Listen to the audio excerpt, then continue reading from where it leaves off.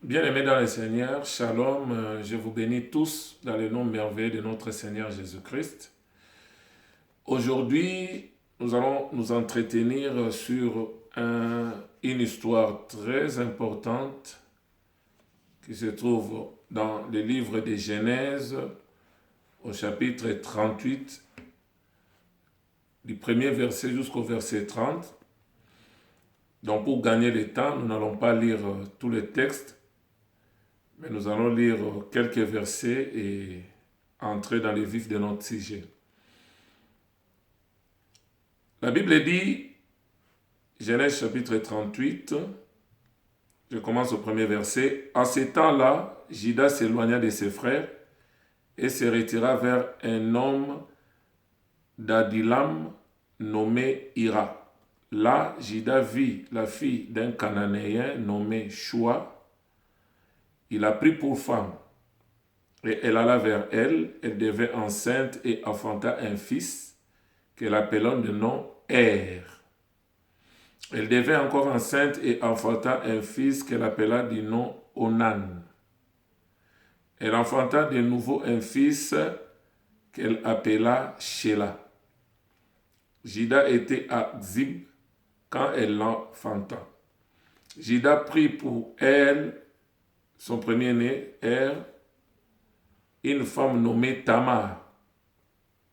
Er, premier-né de Juda, était méchant aux yeux de l'Éternel. Et l'Éternel le fit mourir. Alors Juda dit à Onan, va vers la femme de ton frère, prends-la comme beau-frère et suscite une postérité à ton frère. Là, nous sommes dans la loi de Lévira. Donc, si vous voulez essayer un peu de voir les détails, vous allez le voir dans le livre de Deutéronome, chapitre 5, Deutéronome 25, du verset 5 au verset 10. Ça parle de la loi de Lévira. Va vers la femme de ton frère, prends-la comme beau-frère et suscite une postérité à ton frère. Onan, sachant que cette postérité ne serait pas à lui, s'essuya à terre lorsqu'elle allait vers la femme de son frère, afin de ne pas donner de postérité à son frère. Verset 10. Ce qu'il faisait déplut à l'Éternel, qui le fit aussi mourir. Alors Juda dit à Tamar, sa belle-fille, demeure veuve dans la maison de ton père jusqu'à ce que Shelah, c'est-à-dire le troisième fils, va grandir, mon fils soit grand. Il parlait ainsi dans la crainte que Shelah ne mourût comme ses frères. Tamar s'en alla et elle habita dans la maison de son père. Les jours s'écoulèrent et la fille de Shua, femme de Juda, mourut. Lorsque Juda fut consolé, il monta à Timna vers ceux qui tondaient ses brebis, lui et son ami Hira, l'Adilamite. On en informa Tamar et lui dit, voici ton beau-père qui monte à Timna pour tondre ses bébés. Alors elle ôta ses habits de veuve, elle se couvrit d'un voile et s'enveloppa, et elle s'assit à l'entrée de Naïm, sur les chemins de Timna, car elle voyait que Shelah était devenu grand et qu'elle ne lui était point donnée pour femme. Juda la vit et la prit pour une prostituée parce qu'elle avait couvert son visage. Il l'aborda sur les chemins et dit, laisse-moi aller vers toi, car il ne connut pas que c'était sa belle-fille. Elle dit, que me donneras-tu pour venir vers moi? Il répondit, je t'enverrai un chevreau de mon troupeau. Mais elle dit, me donneras-tu un gage jusqu'à ce que tu l'envoies? Il répondit, quel gage te donnerai-je? Elle dit, ton cachet. C'est ça le premier élément qui constitue le gage. Ton cordon et les bâtons que tu as à la main. Il les lui donna. Puis elle alla vers elle, elle devint enceinte de lui. Elle s'éleva et s'en alla, elle ôta son voile et remit ses vêtements de veuve. Judas envoya les chevreaux par son ami pour retirer les gages des mains de la femme, mais il ne la trouva point. Il interrogea les gens du lieu en disant: où est cette prostituée qui traînait à Énaïm sur ses chemins? Il répondit: il n'y a point ici de prostituée. Il retourna auprès de Judas et dit: je ne l'ai pas trouvée. Des mêmes gens, même les gens du lieu ont dit: il n'y a point ici de prostituée. Judas dit: qu'elle garde ce qu'elle a. Ne nous exposons pas au mépris. Voici, j'ai envoyé ces chevaux et tu ne l'as pas trouvé. Environ 3 mois plus tard, on vint dire à Judas: Tamar, ta belle-fille, s'est prostituée, même la voilà enceinte à la suite de sa prostitution. Et Judas dit: faites-la sortir et qu'elle soit brûlée. Ça, c'était la sentence que Judas a prononcée. Et la Bible dit: comme on l'amena dehors, elle fit dire à son beau-père: c'est de l'homme à qui ces choses appartiennent que je suis enceinte. Reconnais, je t'ai pris. À qui sont ces cachets, ce cordon et ces bâtons? Judas les reconnut et dit: elle est moins coupable que moi, puisqu'elle ne l'a pas donné à Sheila, mon fils, et ne l'a pas connu quand elle fit au moment de l'accouchement. Là, ça devient une histoire où il y avait des jumeaux, voilà. Que Dieu bénisse la lecture de sa parole. Donc là, nous voyons l'histoire de Judas, qui avait 3 fils, Er, Anon et Sheila. Mais maintenant, Er s'est marié à Tamar. La Bible dit: comme Er était quelqu'un de mauvais, de méchant aux yeux de l'Éternel, l'Éternel l'a tué. Maintenant, la loi de Lévira, quand ton frère meurt et qu'il n'a pas eu d'enfant, c'est-à-dire la loi des beaux-frères, il doit prendre la femme de son frère pour lui susciter une postérité. Maintenant, le premier enfant qui naîtra portera le nom de son père, c'est-à-dire le nom du défunt, pour que cela reste. Mais maintenant, Onan, il avait compris que les enfants qu'il va avoir avec Tamar, en réalité, ce sont comme des enfants de son frère, parce qu'il doit susciter la postérité à son frère. Maintenant, de mauvaise foi, au lieu de donner sa sémence, il a jeté par terre. Et cela a déplu à l'Éternel. L'Éternel l'a retiré. Maintenant, il restait maintenant le 3e fils de Judas, Sheila. Mais maintenant, Sheila, comme il était encore petit, mais Judas, quelque part, il avait peur de donner son 3e fils à Tamar, de peur qu'il meure aussi comme ses frères. Maintenant, il a dit à sa belle-fille: va passer la période de veuvage chez vous. Les années passent, Tamar a appris que le 3e fils a grandi. Donc, Tamar était dans ses droits. Elle réclamait ses droits. Les Lévira. Mais Judas maintenant lui refusait ces droits-là parce qu'il ne voulait pas donner son 3e fils à Tamar. Maintenant, quand Tamar a appris que son beau-père va passer, elle s'est déguisée en prostituée. Et Judas lui a promis un chevreau. Mais lui, il a dit: avant que tu envoies les chevreaux, tu dois me donner un gage. Le gage, c'est comme une garantie. C'est comme quelque chose que tu donnes et ça doit rassurer la personne à qui tu as donné le gage que je reviendrai.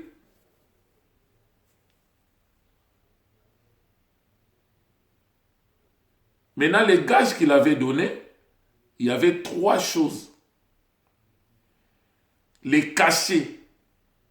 On peut dire, dans d'autres versions, on peut dire les seaux, les cordons. Dans d'autres versions, on parle du fil et les bâtons. Dans d'autres versions, on peut prendre ça comme les sceptres. Les trois choses-là. Maintenant, quand on a appris à Jida que ta belle-fille s'est prostituée, c'est comme pour dire elle a pris un autre homme en dehors des enfants de Jida. Donc la sentence de Jida, c'était la mort, qu'elle soit brûlée. Là maintenant, je prends un aspect où je présente Jida comme étant les juges. Maintenant, Tamar prend l'image de l'Église. Donc, au moment où Jida a dit qu'elle soit brûlée, parce que Jida, dans sa tête, c'est que Tamar, qui est l'épouse, qui est l'Église, s'est prostituée. Donc, la grossesse qu'elle a n'est pas ma grossesse, n'est pas la grossesse de mes enfants, mais c'est la grossesse d'un étranger. Donc elle mérite la mort. Donc ce que nous devons comprendre par rapport à la grossesse,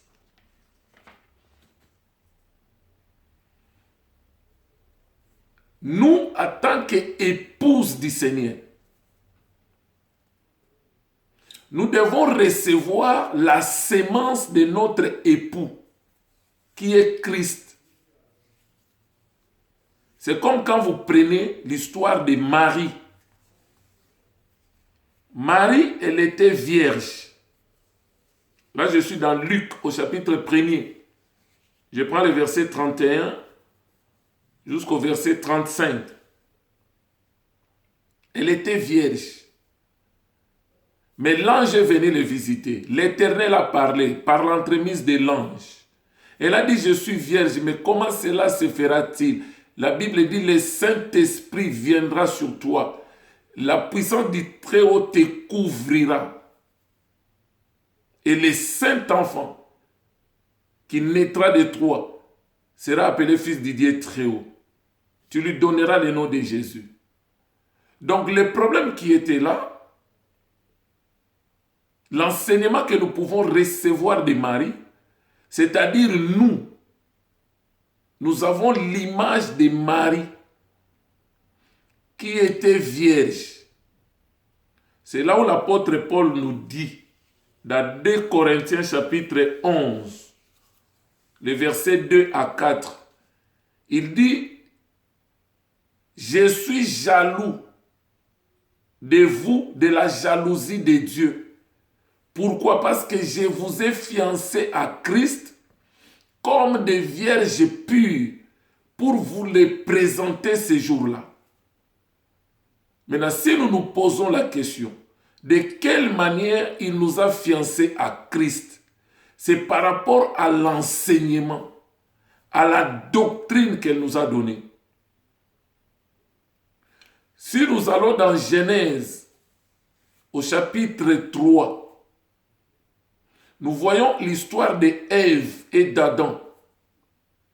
Ève avait d'abord reçu la parole de Dieu. C'était ça la sémence qu'elle avait reçue. Maintenant, elle devrait se garder pure par rapport à cette parole qu'elle avait reçue. De ne pas manger l'arbre de la connaissance du bien et du mal. C'était ça la parole. Mais au moment où elle a prêté son oreille pour écouter l'enseignement du serpent, l'enseignement de Lucifer, donc elle n'était plus vierge, c'est-à-dire elle s'est prostituée.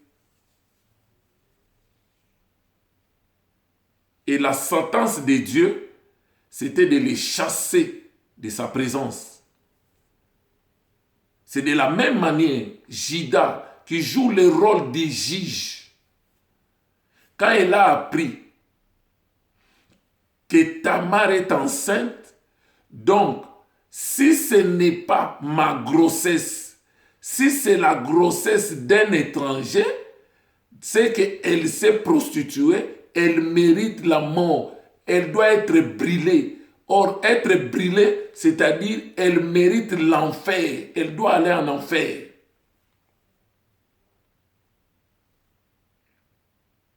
Maintenant, qu'est-ce qui a sauvé Tamar du jugement de Juda? C'était les gages qu'il avait reçus de Juda, celui qui est le juge.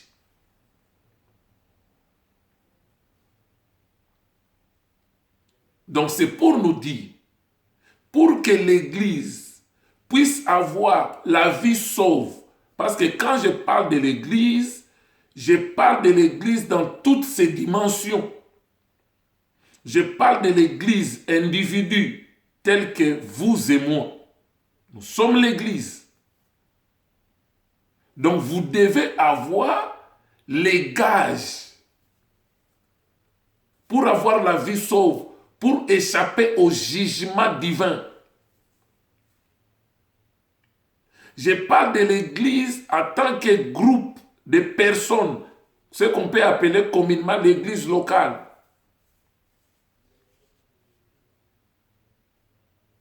Et je parle de l'Église en tant qu'Église corps de Christ. Voilà les trois dimensions. Et je sais que l'Église corps de Christ n'a pas de failles. Mais nos églises locales, il y a des failles. Voilà pourquoi on enseigne, c'est comme un chantier. Les fidèles sont comme des briques, des pierres qu'on doit façonner avec la parole de Dieu pour que la pierre puisse avoir une bonne taille, une bonne forme pour qu'elle soit utile à l'édifice. C'est pourquoi vous allez voir la construction du temple de Salomon. La Bible dit pendant qu'on construisait le temple de Salomon, il n'y avait aucun bruit. Pourquoi? Le bruit était dans les chantiers, dans la carrière. C'est là où on taillait des pierres, on donnait des formes. Une fois que la pierre était bien ficelée, on la ramenait maintenant pour qu'elle soit utile pour la construction. Donc les sentiers, la carrière, les chantiers, la carrière, c'était ça, l'image de l'église locale. Là où les pasteurs, les prophètes, les docteurs, les évangélistes, les docteurs, ils enseignent la parole de Dieu pour façonner les fidèles, pour qu'ils deviennent utiles pour le corps de Christ. Maintenant, Tamar a dit à Juda, la grossesse que je porte appartient à celui qui m'avait donné ces gages. Et quand Juda a vu les gages,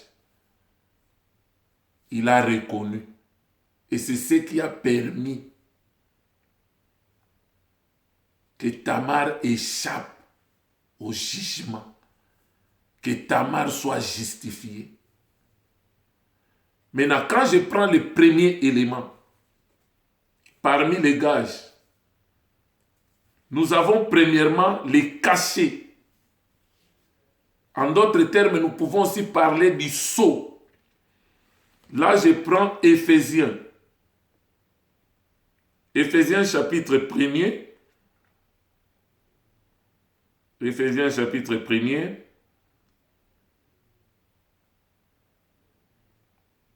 Je prends les versets 13 à 14. La Bible dit, en lui, vous aussi, en qui? En Jésus-Christ. Vous aussi, après avoir entendu la parole de la vérité, l'évangile de votre salut, en lui, vous avez cru et vous avez été scellés du Saint-Esprit qui avait été promis. Donc le Saint-Esprit, c'est un sceau, c'est un cachet. Donc voilà le premier élément parmi les gages qui a justifié Tamar.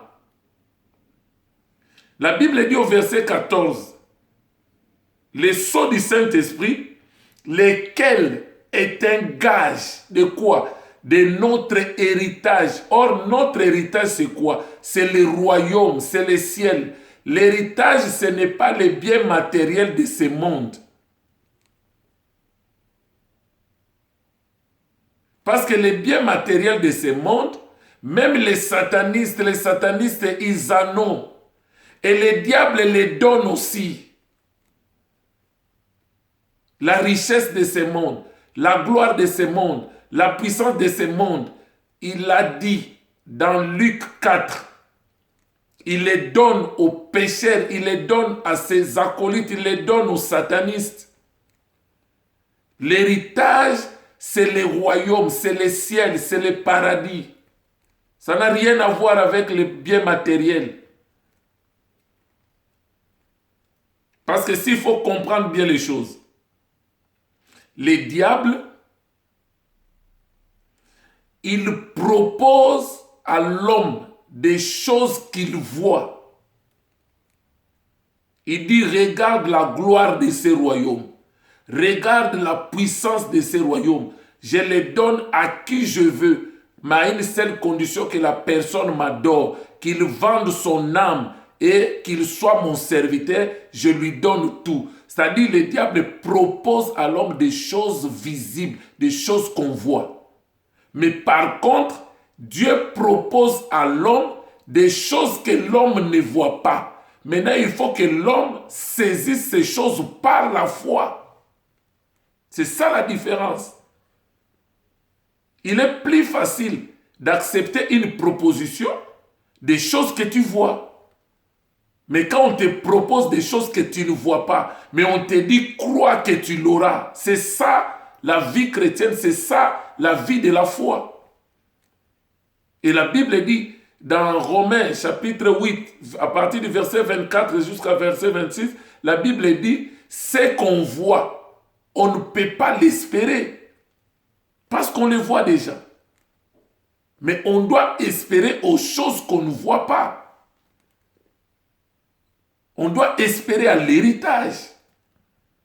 Maintenant, on dit, le Saint-Esprit, lui qui est comme un sceau, un cachet, il est le gage de notre héritage pour la rédemption. De qui? De ceux que Dieu s'est acquis. Il s'est acquis à quoi? À cause de son sang et à la louange de sa gloire. Et si vous allez dans Éphésiens chapitre 4, le verset 30, la Bible dit, n'attristez pas le Saint-Esprit pour lequel vous avez été scellés pour les jours de la rédemption. Donc, si quelqu'un n'a pas l'Esprit de Dieu, il ne lui appartient pas. Si quelqu'un n'est pas baptisé dans le Saint-Esprit, il n'a pas le sceau de Dieu, il n'a pas la marque de Dieu, automatiquement, il a la marque de la bête, le 666. Parce que dans les choses de Dieu, il n'y a pas la neutralité spirituelle. Soit on est de Dieu, soit on ne l'est pas. Mais Tamar, la première des choses, le premier élément parmi les gages qu'il avait reçus de Juda, parce que tout ce que nous avons vient de Dieu.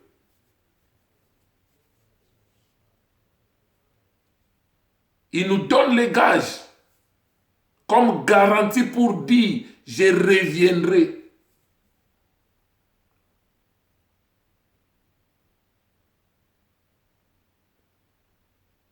Deuxième élément, c'était les cordons.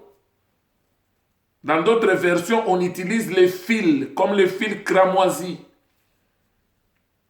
Et vous allez voir, toujours dans le même chapitre 38, au moment où Tamar a donné naissance, le jour de l'accouchement, la Bible dit, son fils Zérak, il avait sorti sa main on lui attachait un fil cramoisi. C'est ça le cordon. Un cordon cramoisi rouge. Symbole de la rédemption, symbole du rachat, symbole du sang. Et quand vous prenez l'histoire de Rahab la prostituée dans le livre de Josué, au chapitre 2, au moment où il a épargné les espions de l'Éternel. Maintenant, quand les espions voulaient partir, il a fait maintenant une alliance. Il a dit, je sais que votre Dieu vous a donné cette nation. Il vous a donné ce pays. Mais quand vous allez venir, garantissez-moi que vous n'allez pas me détruire ni les membres de ma famille. Donc les deux espions étaient dans l'obligation de lui donner un gage comme garantie. Et on lui a donné un fil cramoisi, un cordon. Ils ont dit, tu attacheras cela sur la fenêtre. Comme ça, quand nous allons entrer pour attaquer, pour détruire la ville, s'emparer de cette ville, là où il y aura les fils, les cordons cramoisis sur la fenêtre, tous ceux qui seront à l'intérieur auront la vie sauve. Mais celui qui sera dehors, s'il meurt, son sang retombera sur lui. Mais si quelqu'un est à l'intérieur de la maison, s'il meurt, son sang retombera sur nous. C'était pour dire tout simplement que ceux qui seront dans la maison où il y aura des fils cramoisis, ils seront intouchables. Maintenant, toi qui pries, toi qui te dis chrétien, toi qui te dis croyant, Christ a déjà donné sa vie pour toi. Maintenant, Christ te sécurise. La Bible dit, Christ nous a délivrés de la puissance des ténèbres. Là, je suis dans Colossiens chapitre 3. À part le fait qu'il nous a délivrés de la puissance des ténèbres. Donc c'est pour dire, la puissance des ténèbres, la puissance de Satan, des démons, des occultistes, des satanistes ne peuvent rien contre nous. Au lieu maintenant de nous laisser seulement comme ça, la Bible dit maintenant, il nous a transportés, c'est-à-dire il nous a déplacés. Maintenant, pour nous placer où? Dans son royaume de son Fils de lumière.